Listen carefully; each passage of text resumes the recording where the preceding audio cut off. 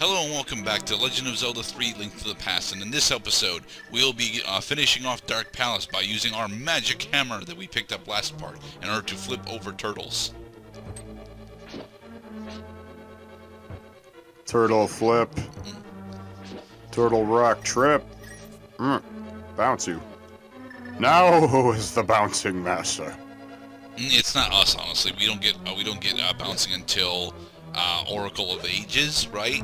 That's where we get Ricky.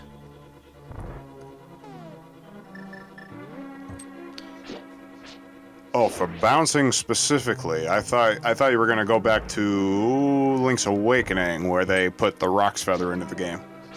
Nah, that's jumping. That's totally different. It's kind of like bouncing. It's kind of like bouncing, but it's totally not bouncing. Just a little. But Ricky also... Oh yeah, that's right, because Ricky is a bouncing creature. I was going to say bouncer, but I mean, I suppose he could make a pretty viable career as a bouncer.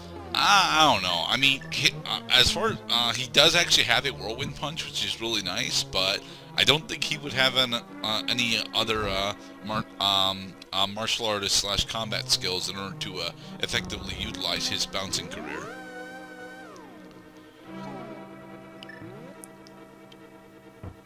Well, a lot of bouncers I've met usually are bigger dudes. I met one gentleman in particular. I won't use his real name. Let's call him Bob. And Bob was freaking 6'6", like 320 pounds, and he was a sweetheart with the ladies. Was he also a Helmosaur? I tell you what, if he put the Helmosaur mask on, he would be quite intimidating. Alright, so, the first thing that you need to do for this fight... We're going down! Now, the first thing you need to do for this fight specifically is use the magic hammer on the Helmosaur mask in order to break it off. This is why we have 3 bottles, though, because the Helmosaur is honestly... And then die. The Helmosaur is one of the hardest boss fights in the Dark World. The rest of the dungeon is actually pretty simple, but the fight with the Helmosaur itself is actually, rather taxing. I would say that Helmosaur is like the third hardest fight in Dark World. Well, I mean, you did only have to hit him like 9 times after you took his helmet off. He doesn't seem to have terribly much health, except that his dungeon is hazardous as hell. Not really. I actually think that Dark Palace is actually a decent intro into Dark World. But we have successfully rescued the first of the 7 maidens. Yeah, prepare to die. The first of the 7 crystal shards. Hey, it's Saria! I can escape from the clutches of the evil monsters. Thank you. This world used to be the Golden Land where the Triforce was hidden, but because Ganon, the boss of thieves, that's not his name, wished that the world was transformed. I'm sure he's intending to conquer even our light world after building his power here. He is trying to open a larger gate between worlds near the castle using our powers, but the gate is not open completely yet. If we 7 maidens come together, we can break the barrier around Ganon's hiding place. I'll tell you where the other girls are held. I believe you will destroy Ganon. I'll return to my original form at that time. Do you understand? Not really. No. We are but a simple blacksmith, son. Swing. Alright, so with Dark Palace down... We are blacksmith. We are the blacksmith.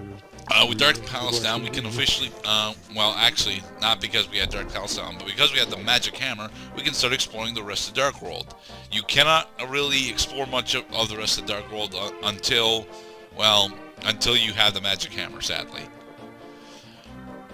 Because the bridge that is to the south of Dark Palace is... I noticed that too. The bridge that is to the south of Dark Palace is unfortunately, well, blocked off by pegs that we cannot, actually deal with without the hammer. Apparently that's been a thing in 2D Zelda for, well, as long as this game has been around, and probably Zelda 1 by extension, although I can't say much about Zelda 1 because I haven't really played it. Do you recall in Oracle of Ages that at the very beginning of the game, you were blocked by bushes. Yeah, the game design for Zelda tends to actually be mostly linear, which is really weird because a lot of people tend to spout one of the reasons for liking Zelda in general is its non-linearity, and I'm like, no. All the 2D Zeldas are linear as fuck, and even most of the 3D Zeldas are pretty goddamn linear. Mostly determined by the item acquisition sequence. Yep. It allows you to, well, pull up skulls, or rocks, or bigger rocks.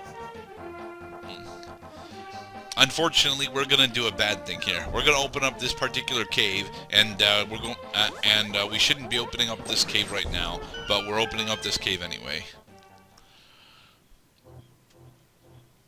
Fuck it. We have the bombs. 300 rupees? Take some rupees. Just take them. Oh yeah, on the top of a full wallet. 20 more rupees? 20 more rupees? Shit, no, stop. 20 more rupees? Stop opening 20 more rupees? treasure chests. Have limited pocket space. Yeah, we wasted almost all 300 of those rupees there. No, actually, we wasted 310 of those rupees. Maybe more. Ugh. You had 949 rupees in your pocket, presumably because you spent 50 at some point. Yep. So you just wasted 330 rupees. Yep. That is very terrible economics, Gerdat. I am aghast. But it's okay. We're gonna start the second dungeon. Oh my God! Hello there. You just ruined that soldier's day. Yes, we have phased out of his hitbox. Oh my God. And his friends will never believe him. And there we go. We have successfully restocked our fairies. Oh, thank God. Yes, indeed. Now, which of the three gods are we supposed to thank for fairy cap off?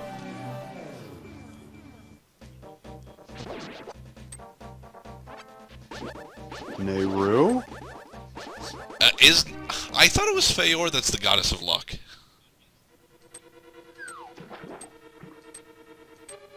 Feyor is the goddess of luck because she gives you a reset. She shuffles the proverbial deck, if you will, improving fairness. But I was thinking Nehru because a vessel is not blue until it is full. We know it's not Din though, because Din would be if we actually got the golden sword now. I will be getting a majority of the items. I don't think I actually cap out and get all the heart containers in the game, but a majority of the items we will be getting.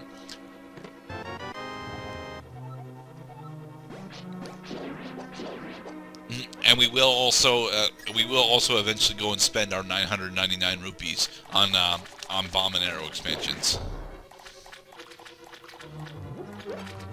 But that's not until the latter portion of the game, right?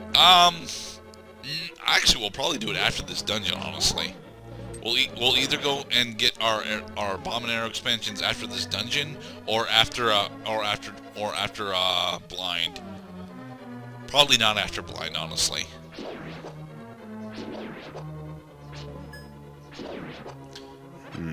But yeah, you need. None of the bosses really stick out to me as annoying so much that you would need extra inventory. Yeah. Mostly just, well, you gotta kill them quickly. Yeah, blind I wouldn't recommend fighting blind without 10 hearts, to be perfectly honest, but blind is like one of the only other bosses that I actually had difficulty with because he's actually a challenge.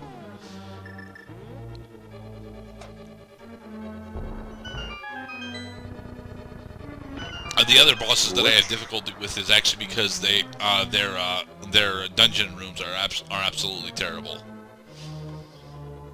I'm looking at you, Skullmoth. We have a joke coming up about that, but that's not in this part or next part. Da, da, da, da, da, da, da. That's all you hear because as soon as it happens, you fall into a pit. No, that's the Moldorm fight. Skullmoth doesn't actually have the pit problems. Just killing you too fast problems. And it's not really the killing you too fast that's the issue either. It's Skull. Well, I was gonna hopefully save it for talking over the joke or talking after the joke, but I guess I can cover it here. That way we can shut up during the joke. But Skullmoth's big issue is the fact that her movement pattern is somewhat erratic, and her environmental hazards are significantly are a pain in the ass to deal with. And do you remember the... Yeah, doesn't she have spikes on the walls during the fight? Oh, no, it's not spikes on the walls, it's spikes on the conveyor belts.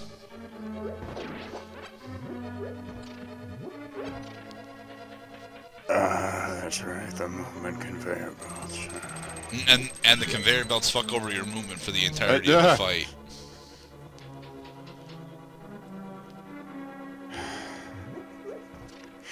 Lunch is ready in the room just above. They're ringing the meal bell.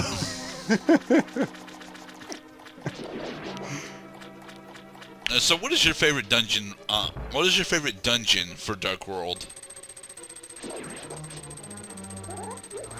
Favorite dungeon for Dark World?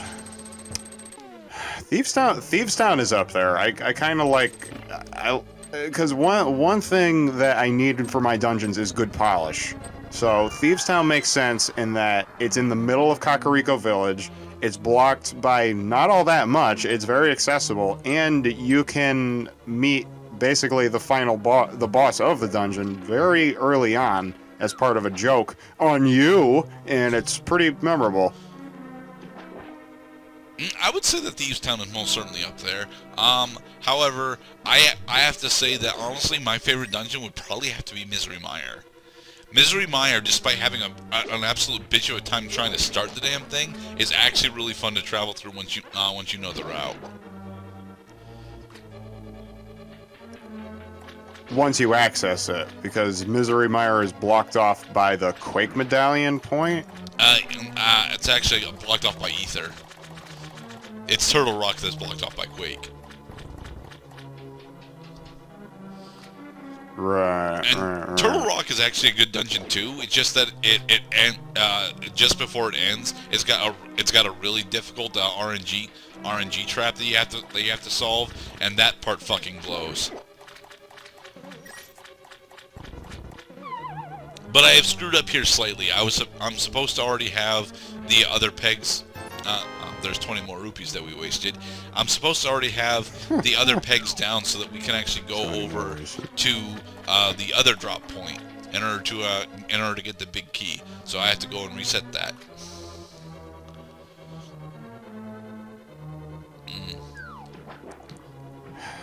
Water everywhere. And it's all swamp water, so don't drink it. Nor any drop to drink. But this dungeon does house one of the best items in all of Zelda. Do you remember the dungeon item that we get here, Mr. Cloud?